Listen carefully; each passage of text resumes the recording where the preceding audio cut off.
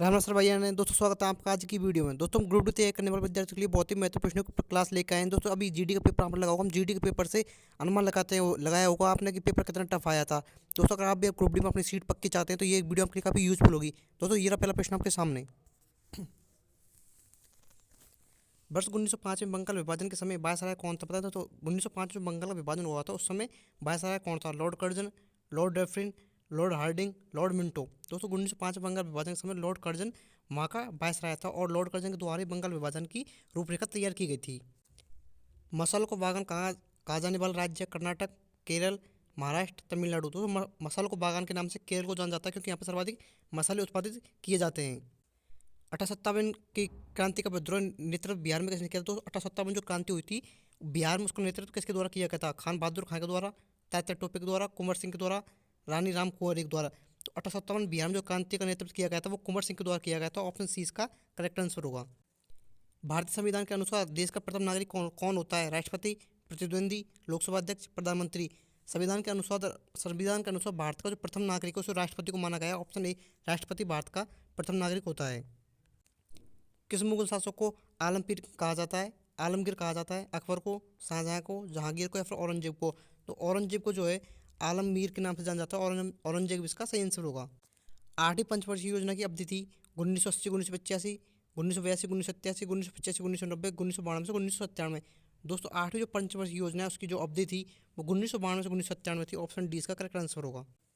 निम्नलिखित भारतीय राज्यों में से किससे होकर कर्क रेखा नहीं गुजरती? दोस्तों आपको जो ऑप्शन दिए गए उनसे बताएं आपको किस राज्य से कर्क रेखा नहीं गुजरती? उत्तर प्रदेश से, मध्य प्रदेश से, गुजरात से या झारखंड से? तो उत्तर प्रदेश से दोस्तों जो है कर्क रेखा नहीं गुजरती। कर्क रेखा भारत के टोटल 8 राज्यों से होकर गुजरती है। किस वर्ष राष्ट्रीय गीत वंदे मातरम पहली बार गाया था? कौन से सन में वंदे मातरम गाया गया था? 1896 में, 1930 में, 1905 में, 1947 में? दोस्तों राष्ट्रीय गीत वंदे मातरम जो है वो 1896 में गाया गया था। ऑप्शन ए 1896 में इसका करेक्ट आंसर होगा। महात्मा गांधी दक्षिण अफ्रीका से भारत किस वर्ष लौटे थे? 1915 में, 1917 में, 1916 में, 1918 में?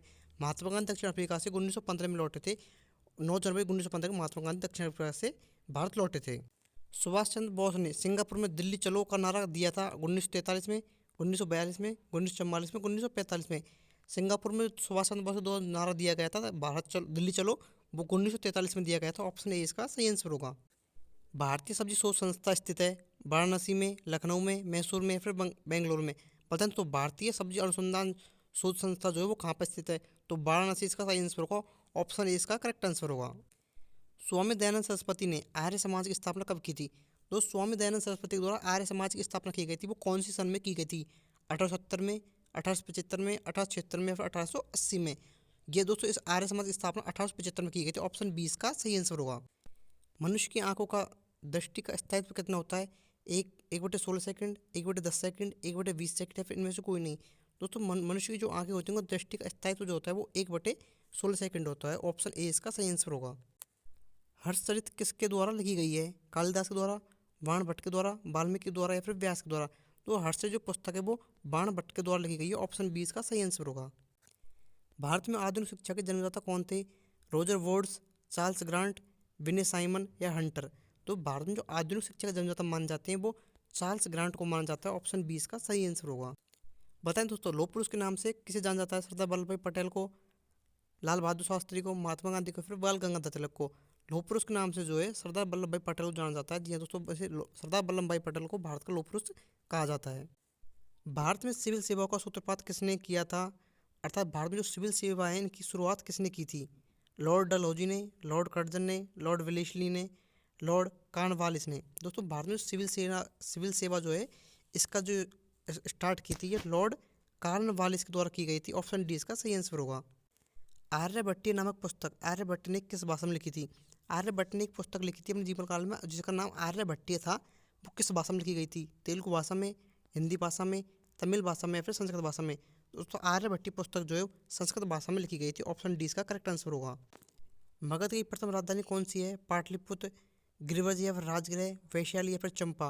दोस्तों मगध की जो राजधानी है वो गिरिव्रज या राजगृह। दोस्तों जिनको भी ग्रुप में सिलेक्शन चाहिए वो ही बंदे अब तक इस वीडियो को देख रहे होंगे और जो टाइम पास करने आते हैं वो वीडियो को छोड़कर कब के चले गए होंगे। तो अगर दोस्तों आप भी अपने ग्रुप में तैयारी चाहते हैं, अपनी सीट पक्की चाहते हैं तो ये वीडियो आपके लिए काफ़ी यूजफुल होगी। आप वीडियो को पूरा देखें।